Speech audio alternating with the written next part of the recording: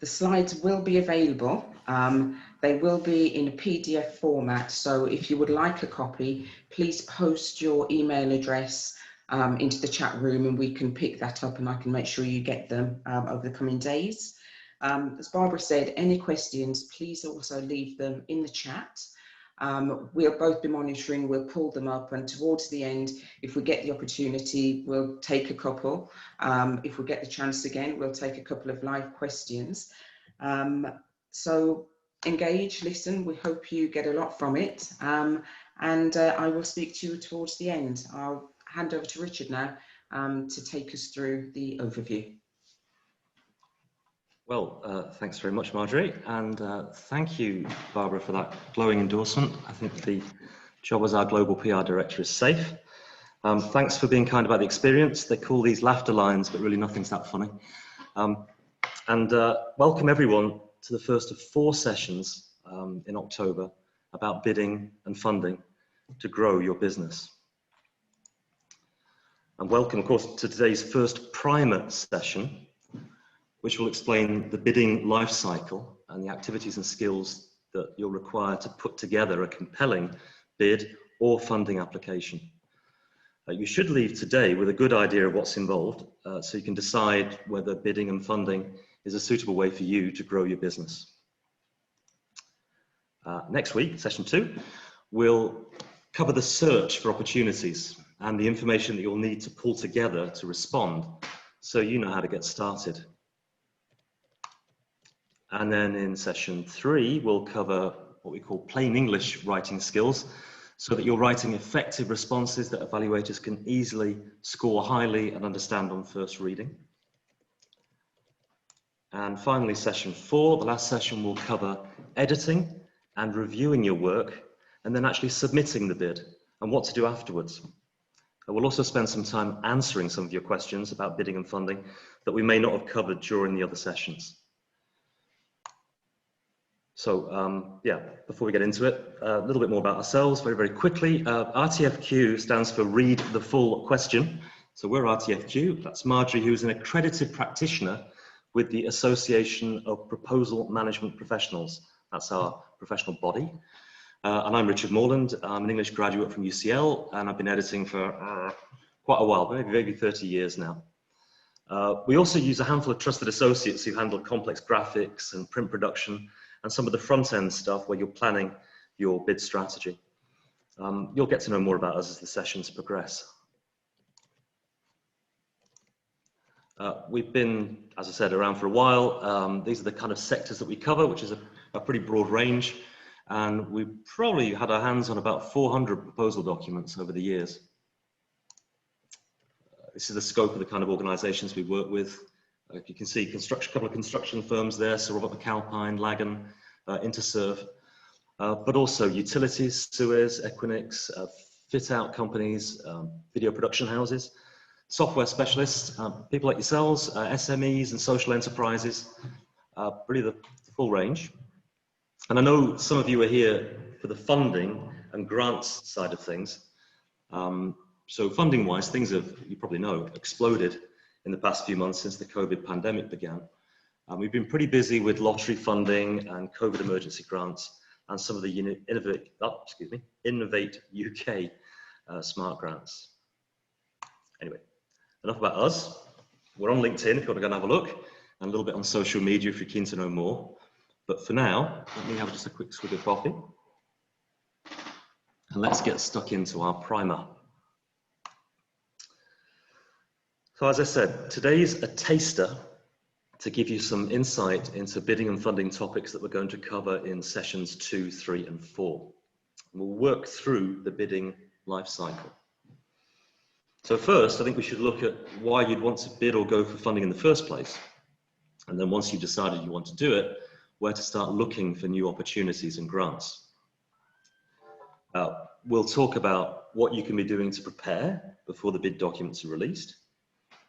We'll look at how you can plan your responses so they're clear, concise, and easy for the evaluator to score highly. We'll give you a quick tour of writing skills, covered in session 3. And we'll look at how best to review your bid so you don't drop any marks unnecessarily. And finally, we'll talk about how internal bid reviews and also feedback from your evaluators after you've submitted and the results come out helps you improve whether you win or lose. All right, so to start with, why should you bid? What's in it for you? Because you might be doing just fine as you are, but bidding opens up possibilities, obviously for new clients, for new markets, and increasing your turnover that continuing with business as usual just won't provide. So the good news, I think, is that pretty much anybody can bid. And for us who are mainly SMEs, the government really wants to use small businesses wherever they offer value for money. The stated policy target at the moment is to spend £1 in every 3 with SMEs by 2022, which I think is a couple of years' time. And that spend is either directly with SMEs or through the supply chain. So main contractors get the contract and SMEs support and get some benefit from that. So if we accept that, as it looks, small and agile entrepreneurial businesses like yours and ours are looking set to be the micro engines of recovery after COVID, then it's probably a good time to consider bidding. And the other positive is that bidding helps you build a pipeline of future work so that you've got more predictable cash flow. Most local authorities and government departments operate what we call framework contracts. So think of a framework as like a short list of approved providers who then compete in mini tenders for an identified pipeline of project. So you're on a main list and you know you can go and compete against 3, 4 or 5 or 6 others, but the mini tender is much less hard work, fewer questions, fewer things to do.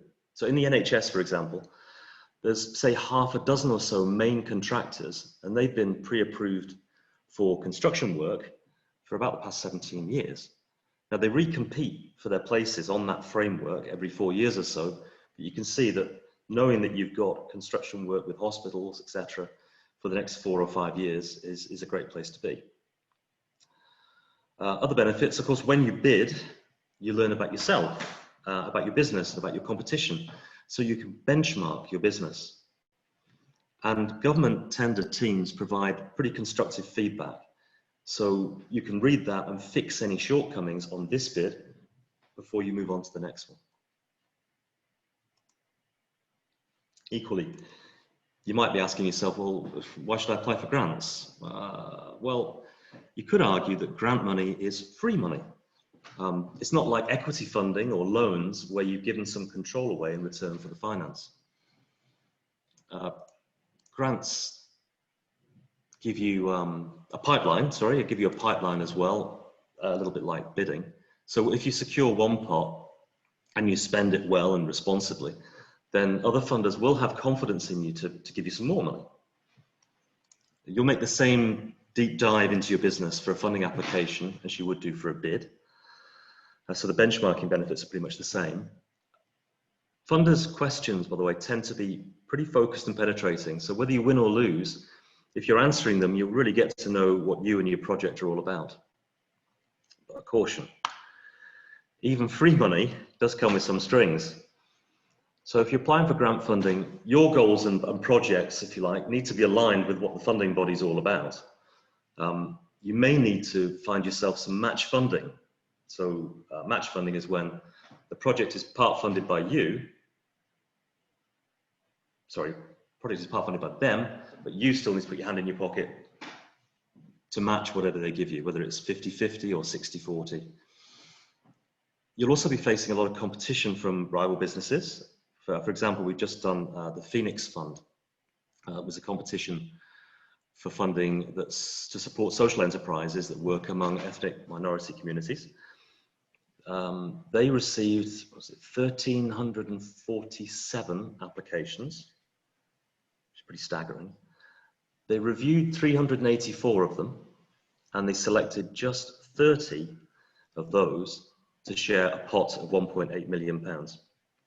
So by my reckoning, that means that 900 applications didn't even make it to the review stage, probably because they'd incorrectly completed the form, or they were non-compliant, or they were ineligible for the funding. So you need to be checking your bid rules and your funding rules before you apply, otherwise you could be wasting your time. But it is out there, and there's a lot of grant funding knocking around at the moment. When you win, be prepared for a fair amount of governance activity. Funders want to know that their cash is being used wisely, so they'll ask you to report back on your project periodically to make sure that things are all in order.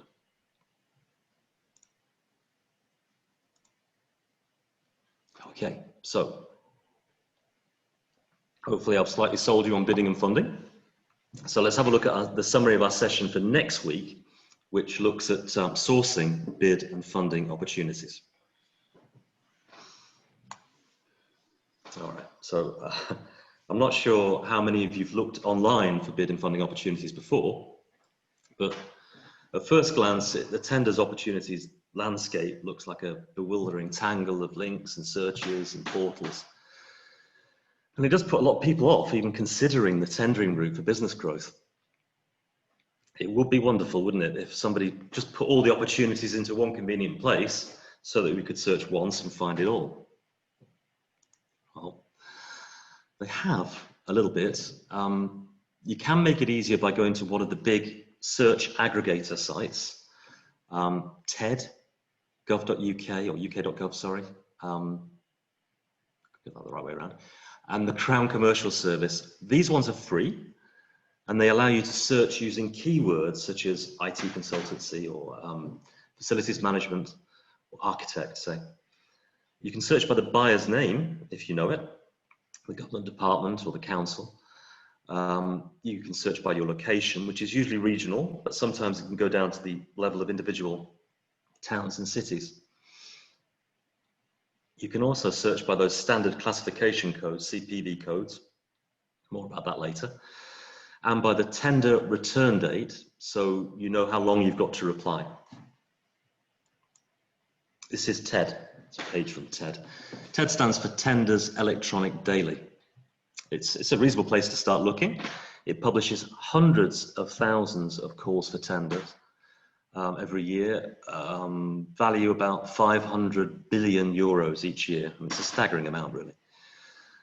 It's the online version of the official journal of the European Union, or OJU. And if you've been around any kind of bidding, you may have heard the term OJU notice before. It's like the early warning notice of a future bid.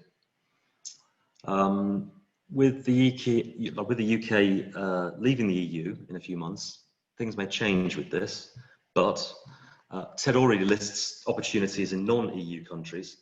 So I think it's a safe bet that UK opportunities will still be on TED in the new year, but keep looking. If you've got time to search, TED's really good, but drilling down through the details they publish can be a little bit laborious. So that's TED. Next one we'll have a quick glance at is Contracts Finder. Again, you may have seen this one before, and this is a uk.gov service. So Contracts Finder lists all public sector opportunities over £10,000 for central government and over £25,000 for local government. Let's have a look at this one a bit closer. So you'll see, I don't know if you can see that there, top left. It says DPS for the provision of non-domestic ground source. I'm assuming that's heat pumps. DPS, if you see opportunities with the abbreviation DPS in them, which stands for Dynamic Purchasing System, then these can be really worth looking out for. DPS is like a framework, but think of it as being open. So there's no absolute deadline for when you can join on because they run for 4 or 5 years. And in this case, this one seems to be running till 2034, which is a pretty open framework. So you can join in and qualify to be part of that framework at any time. And if in doing that, you're effectively qualifying yourself to compete for projects or supply in the pipeline against just a limited number of competitors, as I said before. You'll submit a mini tender, but it's a lot less work than usual. And the big thing is you'll get notifications in good time about future opportunities in the pipeline, so you can plan ahead and get your bid strategy right. So yeah, frameworks and DPS and other bits and pieces through Contracts Finder are definitely worth looking at. Marjorie will be posting links. If I haven't checked the chat yet, I'm assuming you're asking me, can we have links to these things? They'll be posted in the chat as we go along. And then you've got regional procurement sites. We're based in Shropshire, in the middle of the country. And here's a page that takes you to the Marches Growth Hub site. And that lists council opportunities in Herefordshire, Shropshire, and Telford and Wrekin. So right now, you might want to go and have a look online for your local growth hub. There's 38, I think, around the country. They'll be taking applications for the Small Business Recovery Grant around now. The one in Shropshire opens next week, but yours might be open already. The grant's worth up to £5,000, and you can spend it on one-to-one specialist advice, or to buy equipment that adapts or adopts new technologies to support business delivery and diversification. So for example, in our case, it might be quite useful if we had some more screens so we can do these presentations.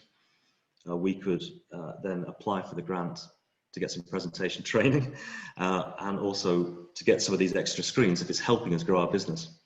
So have a look around for your growth hub and see if this is suitable for you. It's on a first come, first served basis, so you need to get your applications in quick. You've also got paid for search sites that let you do more sophisticated things like storing your searches so that you don't have to search from scratch each time. And we'll be looking at some of those next week as well. Okay.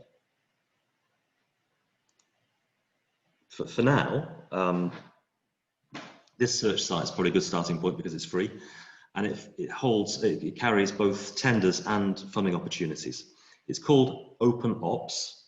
Link will be in the chat, and they list opportunities on hundreds and hundreds of public tender portals, including Contracts Finder, but also if you're interested in the States or anywhere in the world really, they have them too. The American version is called fedbiz.ops for public sector stuff in the United States. And the plus here is that the keyword search makes it pretty simple to find relevant tenders and funding opportunities. You can see there, I've been looking for renewable energy consultancy opportunities. I can narrow that down to the United Kingdom. Hopefully that's going to catch up with me. I can do an advanced search and put a location, let's say East Midlands.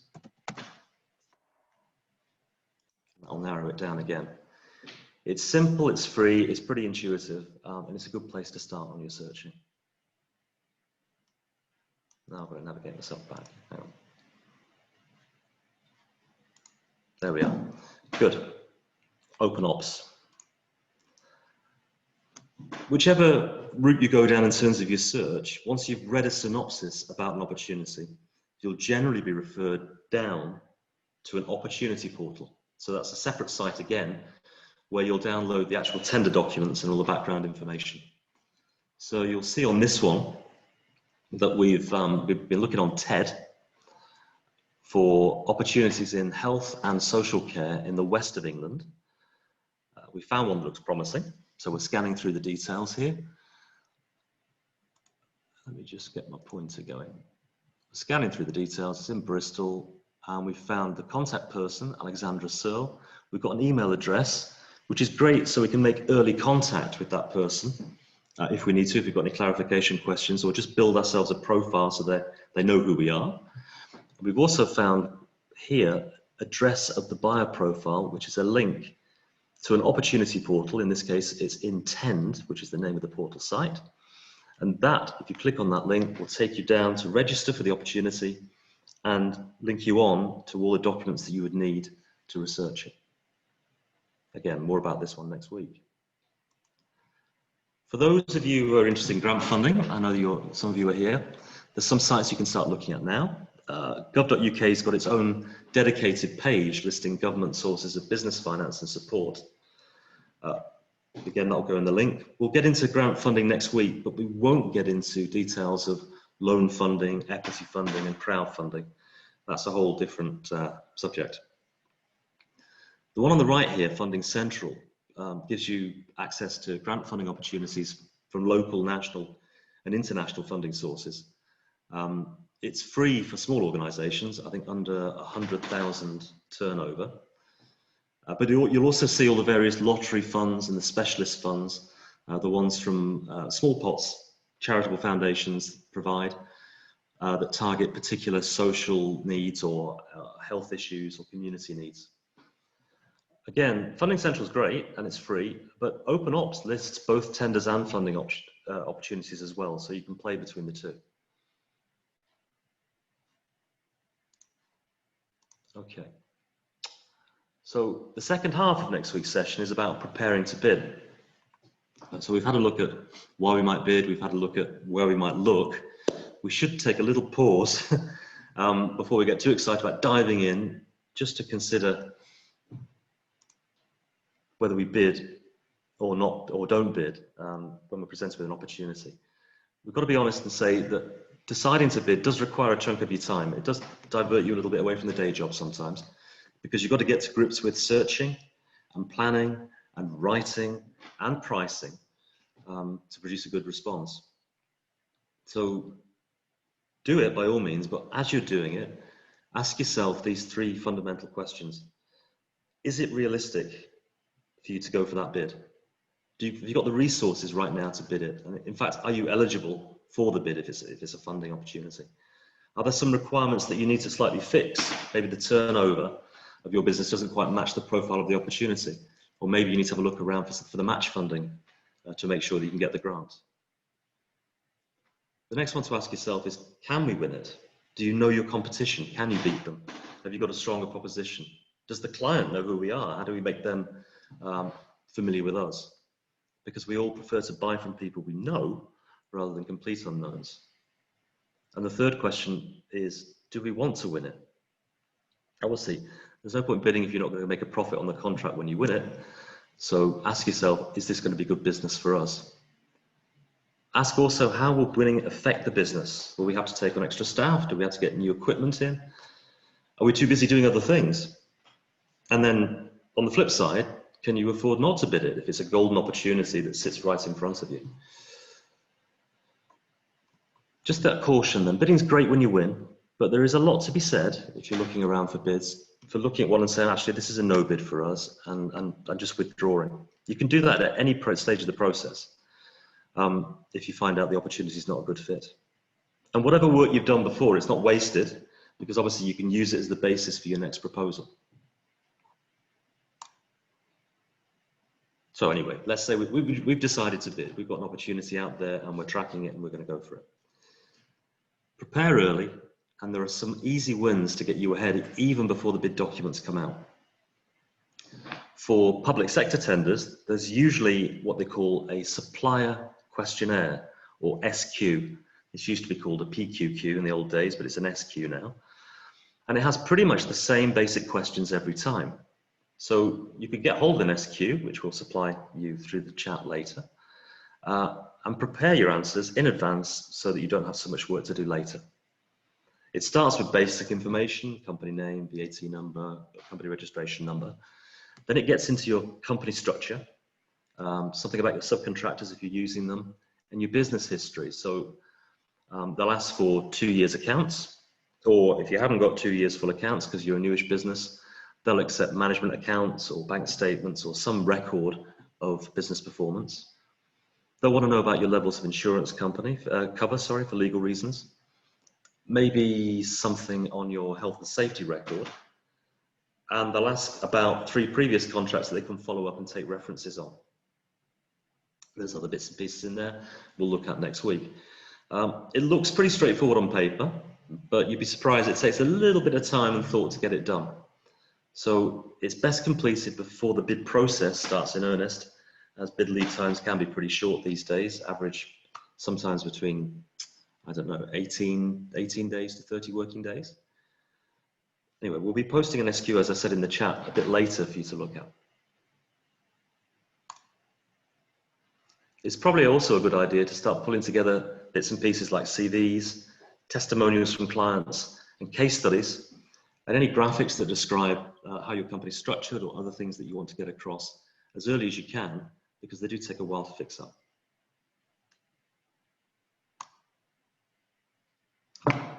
So back to that first bid question, is it realistic? Well, to answer that one, we need to check who's available in our business to support our bid. In big firms, They use a mix of internal resources and external support, so it's not so difficult for them. But as SMEs, I don't think we have the luxury of someone to fill every single one of these roles individually. So you might find yourself doing one or more of these things yourself. Or you can get colleagues in, or maybe some of the subcontractors that are named in your bid can help you out as well. You need to consider also if you need any external help for some of the specialist bits. For example, Cyber Essentials accreditation, which is often required. Or even just a critical friend, in the most positive sense of the word, to read over it before you submit so that you avoid any obvious errors. It's your call, of course, but it's well worth thinking about in advance.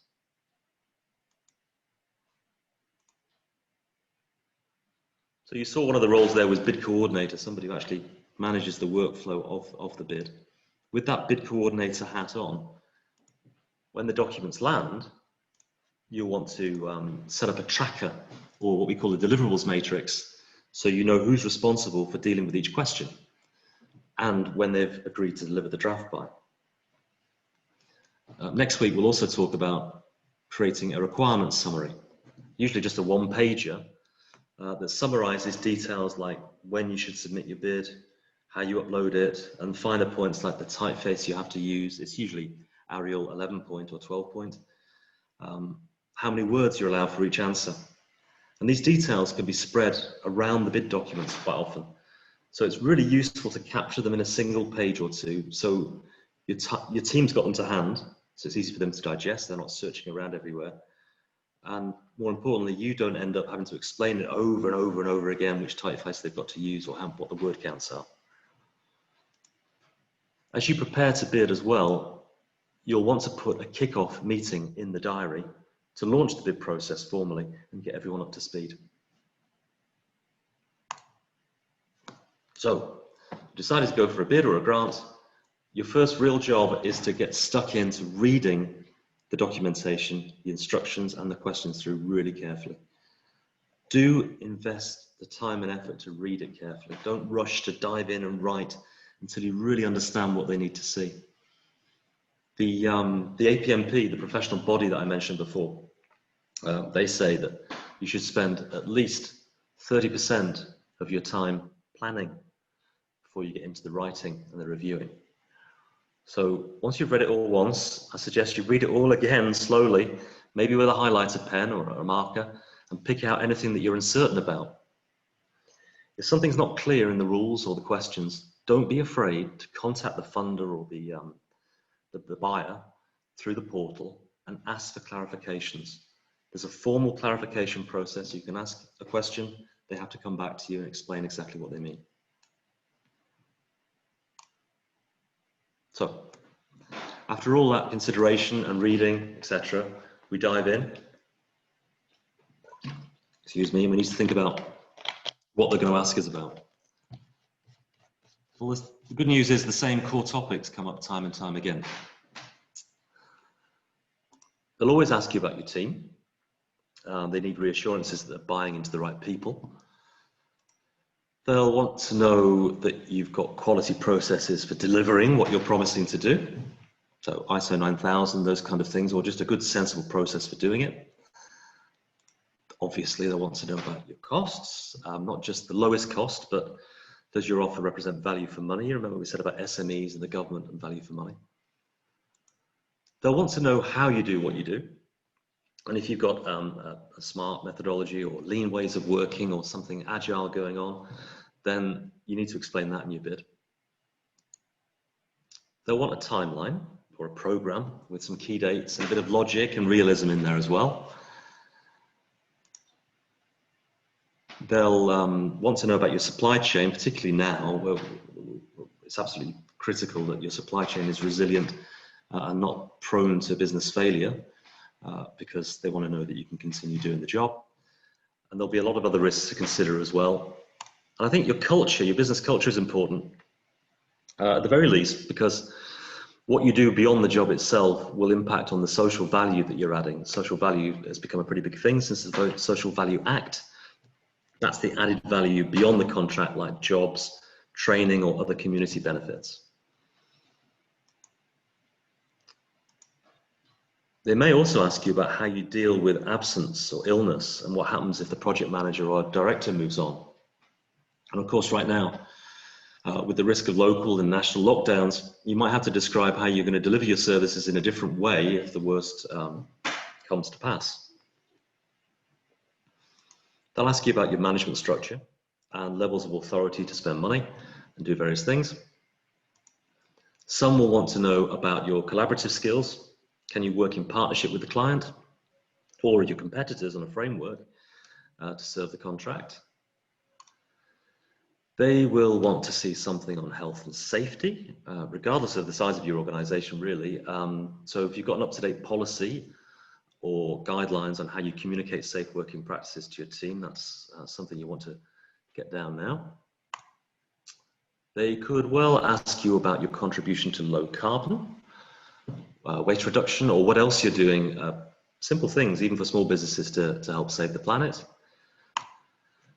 Safeguarding and security. Well, as I said about Cyber Essentials before, it's mandatory in many bid opportunities to have Cyber Essentials accreditation so that you've covered off the data security and GDPR aspects.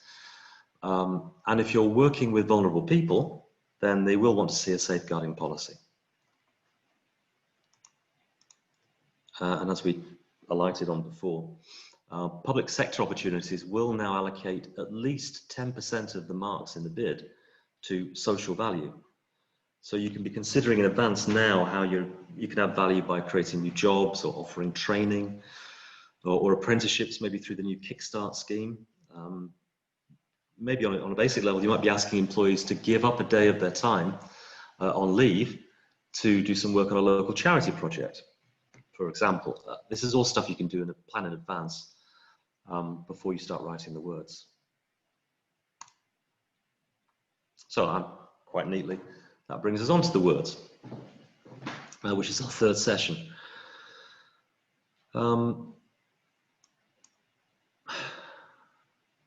After all the preparation work, it's time to write something. And I don't know anybody who rushes to be the volunteer who has to write, but what I do know is that if you give somebody a blank screen to start with, you'll invariably get something unstructured that may say something interesting if you read it carefully enough, but not always what the question is asking about. So we advise our clients to write what we call response templates. One question in one Word file, the full question at the top, every word of it, so it's absolutely clear what we need to answer. And below that, any guidance the client has supplied to help us answer the question. So then in the response template, what we want to do is unpackage the question so it's easy to answer, which is what we call shredding. We're often confronted with very detailed and dense questions in some bids, like this monster here. This is only half the question, I think. It's real, it's from a bid a few years ago. I'll give you a few moments to digest it while I have another quick swig of water.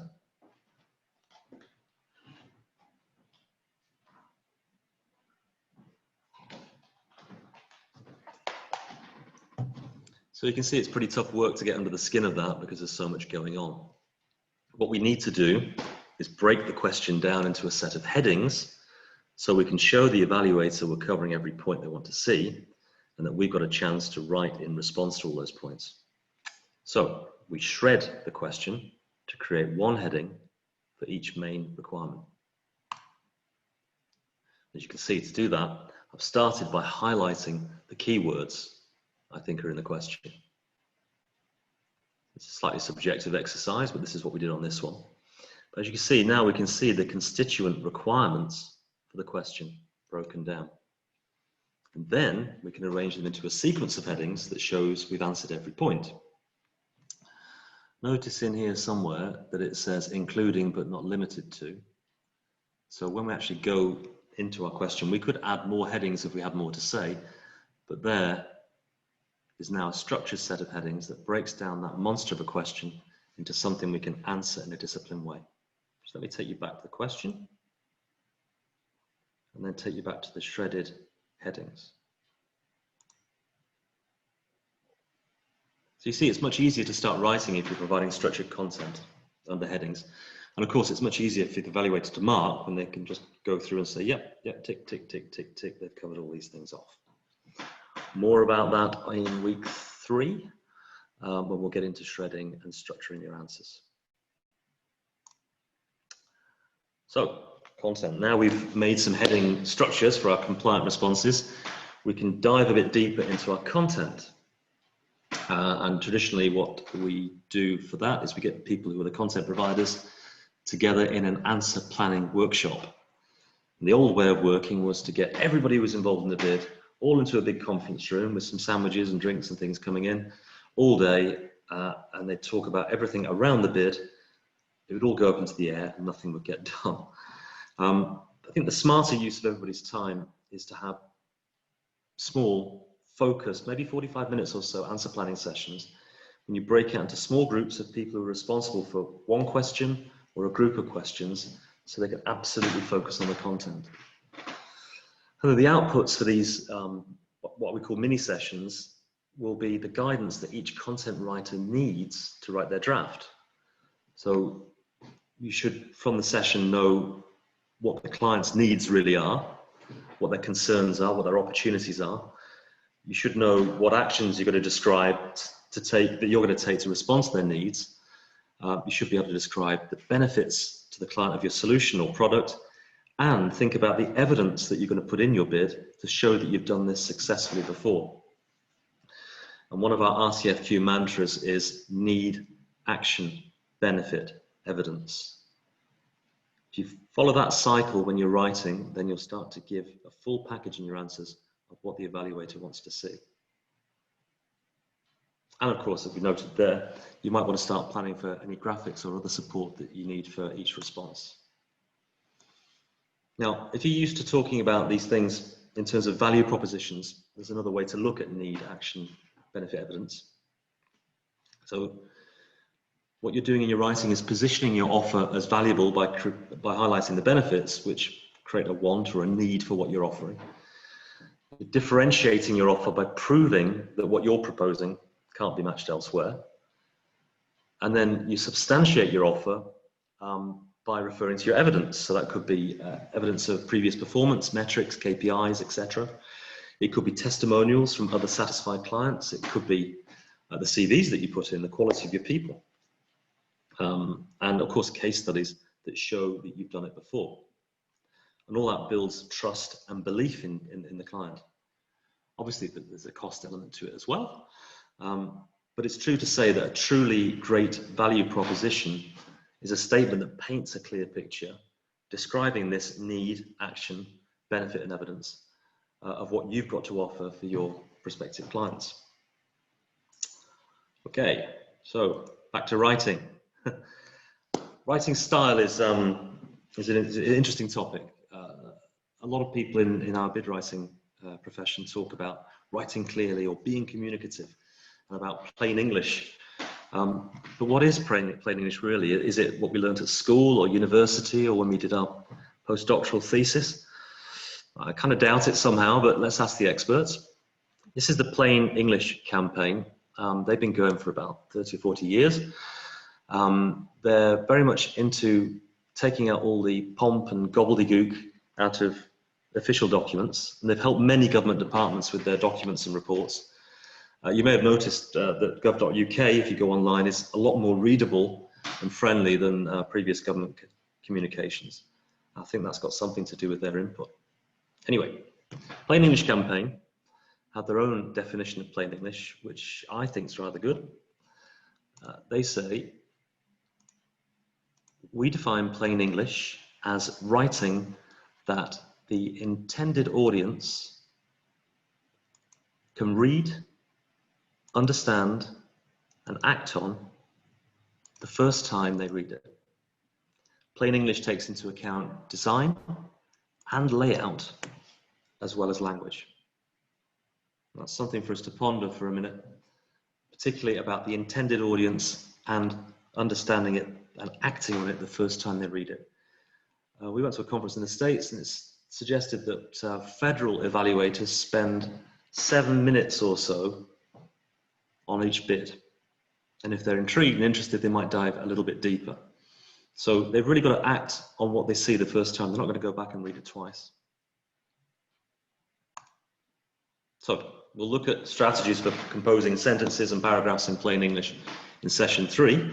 But here's a takeaway for today, which is 8 tips for writing compelling answers and sentences. You'll be pleased to hear the first one, which is keep it short.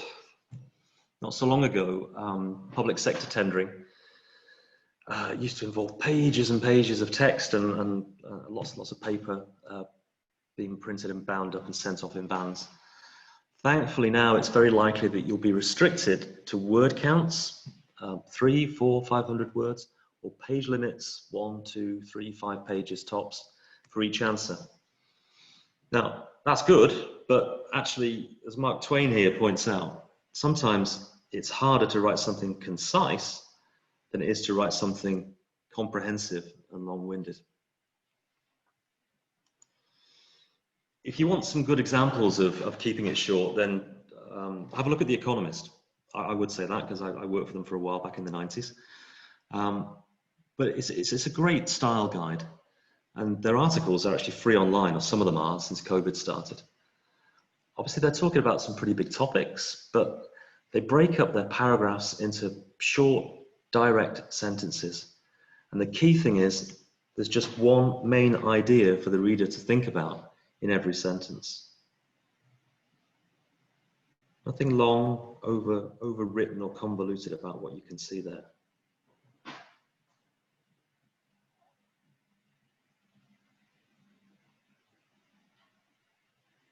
Okay, moving on. Second one is keep it simple. It's funny how when we write, we start inventing a different language, the language that we use when we speak. When we speak, we prefer everyday words. We don't use these long Latin and Greek-derived words that we feel impresses other people. I mean, how many times do you use words like ensure or implement or facilitate in writing that you'd never really use in speech? And there's plenty of plain English equivalents. I'd also say, in terms of keeping it simple, avoid unnecessary jargon. We do understand that if you've got a technical topic, you've got to use the language of that topic, but there's no need to use jargon unnecessarily. And we also try and avoid complex sentence structures that we get lost in. If you want a guideline for whether you kept it simple or not, then just read your answer aloud when you've finished. Or you could even get Word or whatever desktop program you're using to read it for you. And if you get lost or you keep stumbling, then you need to go back and break down your work into clearer, shorter sentences. Cut the waffle. Yeah, get straight to the point. You've probably only got 500 words in some of these answers. Don't turn your reader off with loads of background material, or worse still, loads of generic stuff about you and your business and how wonderful you are. If they want to know what you understand about them and their issues and their opportunities, you need to focus on that. I mean, cutting the waffle is also kind of related back to keeping it simple and keeping it short. This picture is George Orwell, the author who wrote 1984 and Animal Farm. And he said, if it's possible to cut a word out, you should always cut it out. And I think you can reread your work and have a look at what have I put in there that's actually just over the top. For example, no evaluator has ever been moved by a proposal that said, we are delighted to submit this proposal, blah, blah, blah, blah, blah. You don't need that, you can cut it out. Right, focus on the action. So this is the grammar bit. We'll get into this in week 3, but I've simplified the terminology because I'm not so hot on grammar myself. But here we go. Focus on the action means prefer active sentences. Here's a sentence. I shot the sheriff. It's active. Subject, verb, object. So I'm the doer. Shot is the doing word, and the sheriff is the doee for non-grammarians. Bang. Now have a look at this version of it. The sheriff was shot by me. Now that's passive. We've turned everything around. The sheriff is now at the front of the sentence and I'm at the back end. You can see it's a lot less elegant. It would have been a hit. It's less active. And worst of all, it's more words, which if we're on a word count or a page limit, that's going to cause us a problem. We'll talk more about preferring active to passive in week 3, but you'll see that it really is the way to go. Number 5, focus on your audience. We need to choose the words and language you use that our intended audience are used to hearing. So there'd be a particular set of words and terminology that you'd be using if you were preparing a document for these two to evaluate. You might be using a different set of language again if she was evaluating. Possibly different again if he was marking his script. And definitely different again if this little chap was doing it. So it's the same with proposal writing. You need to be using the tone and vocabulary that the evaluators are used to, and you'll get clues to that by reading their documentation. Next one. Get it right. Obvious, really, but you do need to check your work at the end for obvious errors before you submit it. So to do that, you need to allow plenty of time for review, not just by yourself, because we always miss things ourselves, and fixes throughout. And of course, make sure that you're choosing the right people to review it for you. But different people will give you different perspectives. Some will be strategic. They'll say, well, this is where you can improve your message or your value proposition.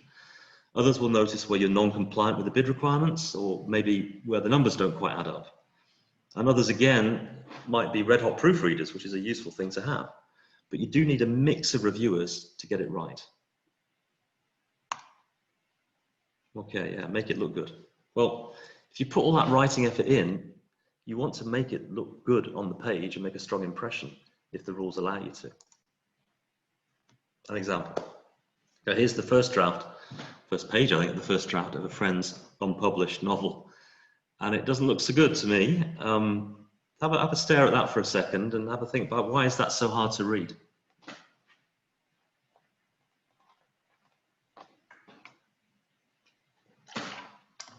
Well, those long single-space lines don't really help, do they?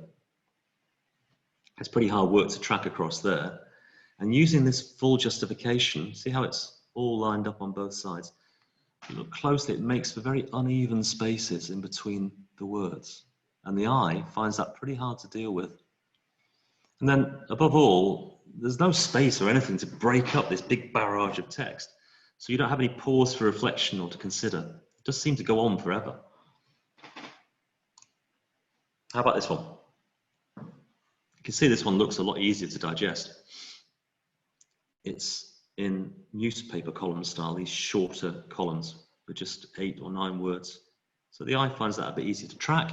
You'll see that it's left justified but ragged at this end, and that the spaces in between the words are even. So that's easier for the eye to track again. And there's lots of space around the words and some headings in there as well, so you know what you're about to read. Even though this is all in printer's Greek and it's just gibberish, it looks more approachable.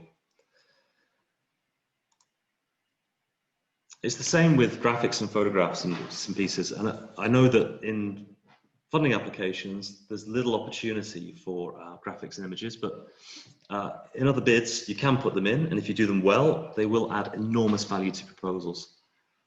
But you do need to plan them, because if not, you'll end up with something like this, which is pretty much driven by the software. It's too generic, it's too small, it's not on brand. And honestly, I don't know what to think about it, because I'm going to have to read all the text around it to work out what it is. This one's more promising. It's clear, it's well sized, and it uses the company's brand colors, which is good. I think it's pretty easy to see what it's telling us, although a caption would have improved it. And if you've got the time and the creativity, then you can develop rich infographics that tell the story of your bid. This one shows how waste is carried up the Thames up there. From collection points up to this waste treatment centre here in Belvedere. And that was used as the executive summary with these bits of metrics here for the whole bid. Okay, last one. Make it easy to find stuff. Evaluators are human. If they can't find what they're looking for, then they will give up very quickly.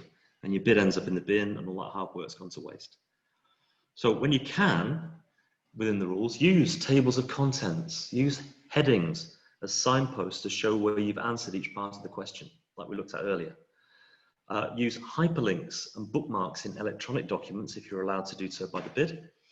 And definitely headers and footers, simple stuff, they tell you where you are if you use them correctly. All these devices make life easier for your evaluator, so they like you and they like your bid. Right, nearly done, okay? Session 4 is about editing and reviewing and quality assurance and feedback at the end.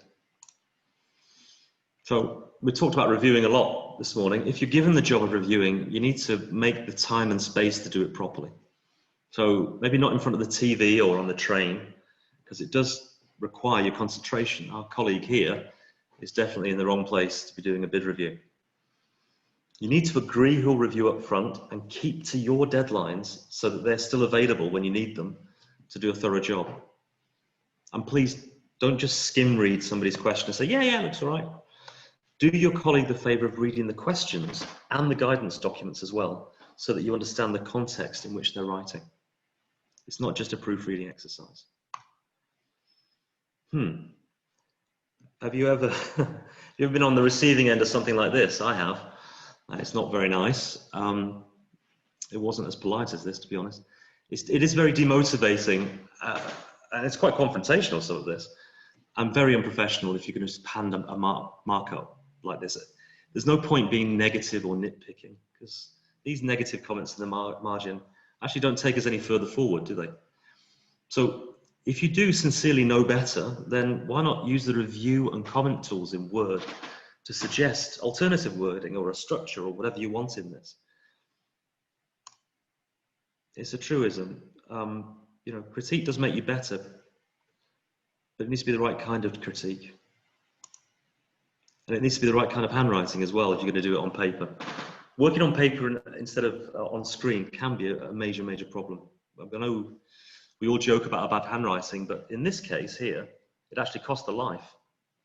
If you look at the second line, you have a look at that nice and carefully. Does that say 8 units or 80 units? Sure? Because the pharmacist wasn't sure, and the pharmacist prescribed 80 units of insulin when only 8 required. The patient died, and I'm guessing there was a pretty big medical negligence claim. So please use your PC or your Mac and the tools you've got on there to get it right and avoid errors like this. What tools are we talking about? Well, here's an animation of the track changes and comment features in Word, which I'm assuming most of us are working with. It's a great way for reviewers to mark up a script because you can add comments, helpful, instructive comments, mind, in the margin with a single click. Your changes, you can see there, are being tracked, and you can toggle the settings up there, on and off, depending on whether you want them to be visible while you're reviewing the changes that other people have made, or invisible because you're adding more text yourself, so it doesn't get in the way of what you're doing. And when you get your work back, you can identify who has changed what, and you can accept or reject their changes, and you can also comment on any of the comments that they've made too. So track changes and comment feature is a definite must, and we will look at that more. Okay, some reviewers, senior parties perhaps, might want to take a more helicopter view and go beyond the line-by-line markup. So if you want some strategic input from somebody rather than just some proofreading and markup, then here's a technique. It's a standard feedback form that we embed in the response template. You see it's got headings here to guide our reviewer on what to focus on. So is the structure right? What are the strengths of the response? Have you got any improvement suggestions? What's missing? And are we on the word count here? Thankfully, we're 250 words below, so maybe we could add some more. If you ask people to review in this way, then you get more objective and helpful comments, and you get them to suggest actions that you can actually do something about, you know, if you've got time. It's much better than a vague, subjective verbal comment. Yeah, it's okay, or you could, you know, do a little bit of this with it. This is absolutely actionable commentary. I'm rushing a bit now, but here we go. The other final technique you can do is shadow marking, generally by an external reviewer. You set up a spreadsheet that calculates the weighted scores for each question. You go through and you assign a score based on an objective review. And if you can see that there are weaknesses in some of the questions, then hopefully you can target your energy on improving them. Here you see we've got a few 2s instead of 4s and 5s, and that one's brought the score down to 64. Now, the pass mark is 80. So we know already that this question needs work. And at your midway review point or later on, you can do this to focus your energies on the things that need fixing. Don't ask me about all the maths about this, but we'll definitely get into this Excel spreadsheet thing later on. Right, so if you've managed your time well after your reviews, you should have time to do what we call a white glove check to make sure that you're complete, you've put everything ready for upload, you're compliant, you've followed the rules, you're error-free, it's been proofread, etc., and you're ready for delivery. We'll look at the various ways that you can send your bid in session 4, but let me just tell you now, it used to be all print and couriers, but these days you just upload your bid onto a buyer's portal, or perhaps with smaller funding applications, you simply email the materials across to the funding body's email address. Last of all, we always try and do a lessons learned after the bid's gone in. All good bids do this. You need to decide just the time that's best for you to do it. I'd say that the day after a submission can be a little bit raw for people, but if you leave it too long afterwards, then some of the thought and feeling is gone. A month later definitely is too late. But whenever you do it, to get the most from the session, have some pointed questions for people to answer rather than just making it a bit of a free-for-all. You might want to ask, did we have the support we needed for the bid? Did we have the right people involved?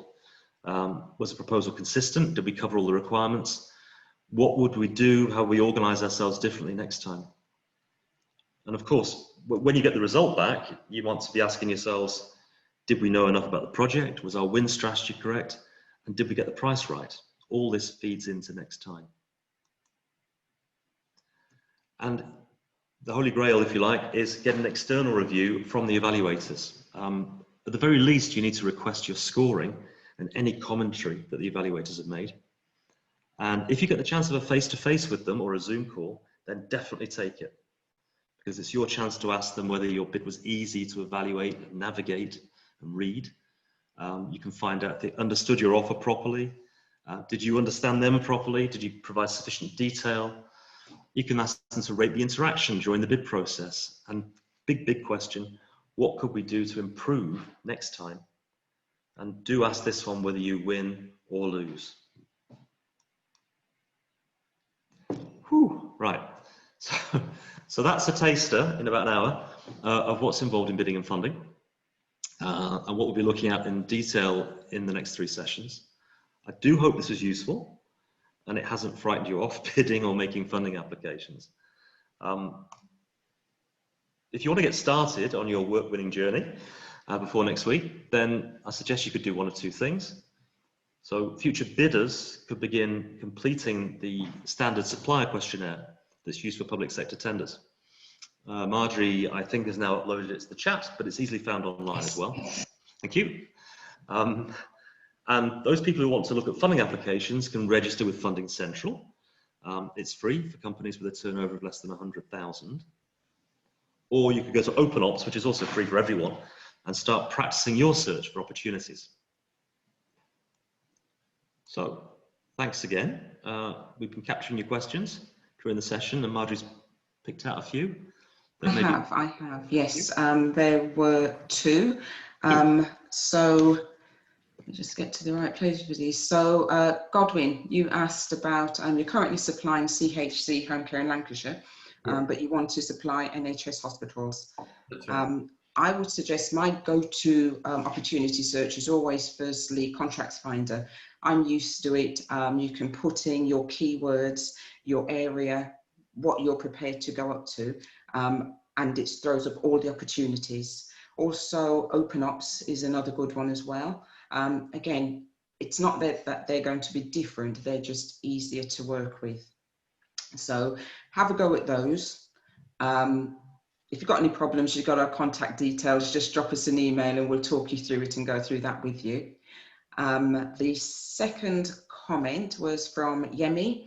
Richard, was about the sustainability question. Yeah. And Yemi said the sustainability question should surely be relative to the type of business. Absolutely, yeah. But they want to see that everybody's making some form of effort. I read a stat somewhere that actually all the home-based businesses and small businesses are consuming an extraordinary amount of energy. So just little basic things, if you're a one person or a small business, like, you know, switching off, maybe doing what we're doing now, which is reducing in-person meetings by doing Zooms. Local council opportunities that we've seen still want to know about the kind of contribution that you will make. And sustainability goes beyond just the energy side of things as well. It's into what you're doing within your community. We're not all going to give a day up to work on a charity project, but you might, you know, have some young people in for work experience at some point, just some form of contribution. But I do agree, it is relative to the scale of the opportunity, the scale of your business, sorry, and the opportunity. Okay. I think we're near time, but I'll just take this one. So we have Salim, who's asking, how do you suggest a micro business approaches tendering? Well, it depends how new you are as well, I guess. One of the first hurdles, as you'll see if you look through the supplier questionnaire, is have you got 2 years trading? I still think there's room for specialist micro businesses. We're a micro business, I guess, and we're still picking up tendering opportunities competitively if you're searching around for things like supply to local councils or specialist services. So I would start with having a look at the supplier questionnaire, and I would start with a search possibly for local council opportunities or smaller scale things where the contract value is a third or less than your turnover. There are some bits and pieces out there where it's just 3 or 4 grand here and there that you can pick up on a framework. Does that help, Salim? Hopefully. We'll certainly go into a bit more detail. Yeah, and I think that answers the question for Ike. Yes, perfect. Thank you very much. Okay, so I think you answered, Marjorie, sorry to interrupt, a question earlier as well. I just want to double check that you did.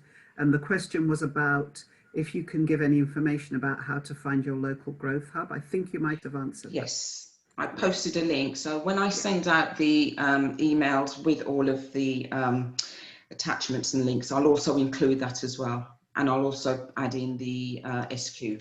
So you have all the information there. Wonderful. Okay. Okay. Lovely. Marjorie? I think we're up to time. We've just had the last one. Barbara, have we got any time for one more? Yeah, that's fine for me. Okay, so Yemi has asked. We aim for a third, yeah. Well, it's a rule of thumb, Yemi, but if you think about it, would you put all your eggs in one contractual basket?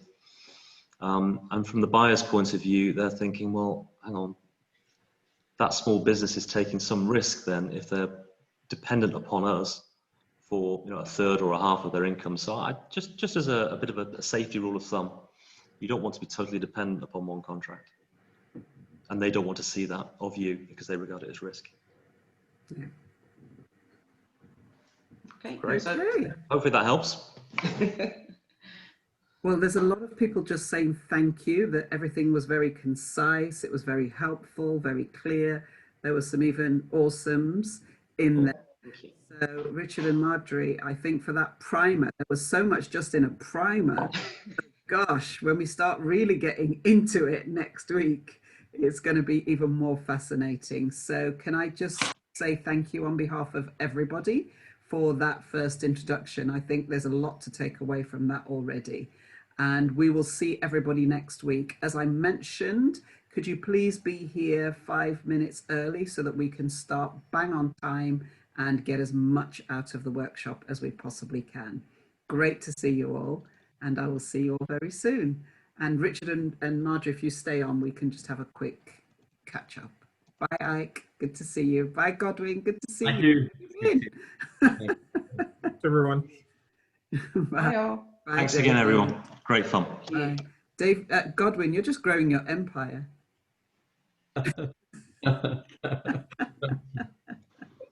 That's why I've not seen you for a while. No, it's going well. It's going well. Yeah. During the, hence, this is really useful, especially for us to hopefully. It was quite useful information to be able to, supply to NHS and so on. But thank you, Barbara. Great opportunity. Fantastic. Thank you. Good to see you all. Thanks, Anthony. Hi, Khan. I'll see you later, Bye. I think, or tomorrow. I can't remember. Bye. Bye. Bye, everybody. Bye. Oh,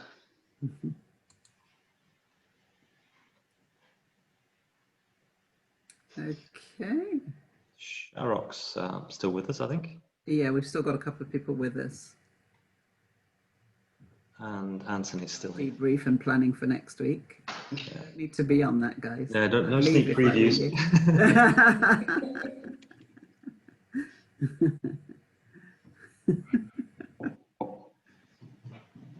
you. Okay. Bye-bye. I'm going to remove. Yeah. There we go. Because We're alone. sometimes people, I think, they've gone to the loo or something and left it running. Yes. So I've taken them out. So how did you think that went? Were you happy with that? Yeah, it felt like I was going a bit fast, but yeah, it was fun.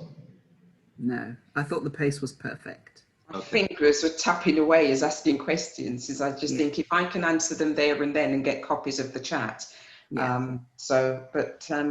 No, I think, I hope everyone got something from it. I thought it was really good. So I think you went at the pace that was right, and I think the content was spot on.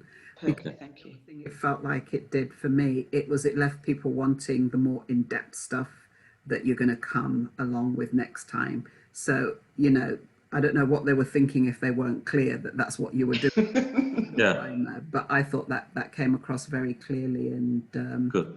well, I'm excited to see what happens in the next. Oh, great. Okay. Nobody I mean, else the point is. is that everybody's got an option then to not pursue it. If it has to be all sides of it, because it isn't easy getting applications. It is quite time consuming. Yeah. Next week and the subsequent weeks won't be as well. They'll be detailed, but we're kind of going to drop down now. We've kind of got across, and we'll take the pace down a little bit, and we'll get into those searches in a bit more depth, take a bit more time. Yeah, that's absolutely fine. Honestly, Honestly, I don't think you went too fast, Richard. I think you gave the information that people needed for this first session very succinct. So I wouldn't. So in terms of next week, are you thinking that you want to have breakout sessions or not? You had 20 on stage. I think it was something like 26 people. 26. Okay. Yeah. Which is very disappointing considering the number of people that signed up. But maybe people will come. The numbers will change for different ones. Yeah. I mean, it might be that some people think, well, I'm not going to sit through the primer. I might dive in for the bid writing or the editing. Might get a spike on the writing one. Yeah. People expect so much, and how can you teach people to write an hour? Can I? Sorry to reserve judgment on the breakout rooms. The one thing is, I want to make it purposeful. If I put them in a breakout room, I want to make sure they've got something to come back with. Absolutely. Well, as long as you just give me enough time to get Karina to help me with what that means. While there's a button that says breakout rooms, it's a straight there's there. Yeah. So if I'll just get her to give me a quick refresher or jump on the call so that she can do the breakout rooms. Super. Okay. Well, thanks so much for that glowing introduction. Honestly, really lots of respect for you too, and I think that was a great session. I really enjoyed it. Thank you very much. It was lovely to see. We're working with Lena at the moment, so she came in. I spoke to her yesterday, and she said work depending, and she came in with about